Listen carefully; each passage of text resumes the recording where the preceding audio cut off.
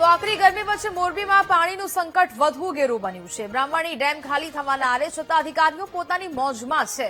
ડેમમાં માત્ર 3 થી 4 દિવસ ચાલે તેટલું જ પાણી છે।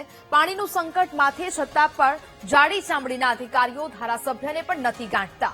ધારાસભ્ય પ્રકાશ વરમોરાએ પાણી પુરવઠા મંત્રી ઈશ્વર પટેલને રજૂઆત કરી, જ્યાં પાણીના સંકટ વિશે તંત્ર સંકલન ન કરતું હોવાનો આરોપ લગાવાયો છે।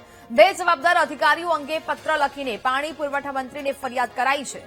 જામનગર અને દ્વારકાને પણ બ્રાહ્મણી ડેમમાંથી પાણી પૂરું પડાતું હોવાનો દાવો કરાયો। ડેમમાં પાણી ખૂટશે તો 3 જિલ્લાના ગામના લોકોને વલખા મારવા પડશે પાણી માટે। આકરી ગરમી વચ્ચે જનતાને પાણી નહીં મળે તો તેના માટે જવાબદાર કોણ તેવો પત્રમાં ઉલ્લેખ કરાયો છે।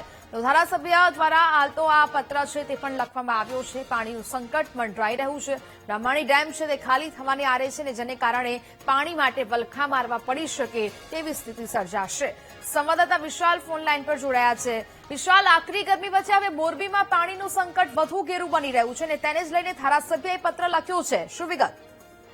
જીને આ ચોક્કસપણે વાત કરવામાં તો હળવદ શહેર અને ગ્રામ્ય વિસ્તારમાં બ્રાહ્મણી ડેમમાંથી પીવા માટે પાણી છોડવામાં આવે છે અને છેલ્લા 3 દિવસનું જે પાણી વધ્યું હોય તેવો પત્ર હાલ તો ધારાસભ્યએ મંત્રીને લખ્યો છે। પરંતુ અહીંયા સવાલ એ છે કે નર્મદા વિભાગ અને બ્રાહ્મણી ડેમના અધિકારીઓને વ્યવસ્થિત સંકલન નહીં હોવાને કારણે પાણીનું સંકટ સર્જાયું છે અને અધિકારી ધારાસભ્યને ગાંઠતા ના હોય ને તેવો પણ ધારાસભ્યએ હાલ તો ઉલ્લેખ કર્યો છે। પરંતુ અધિકારીઓના પાપે હાલ તો હળવદની પ્રજા પાણી વગર મરે તો પણ નવાય નહીં તેવું હાલ તો સમસ્યા સર્જાય છે।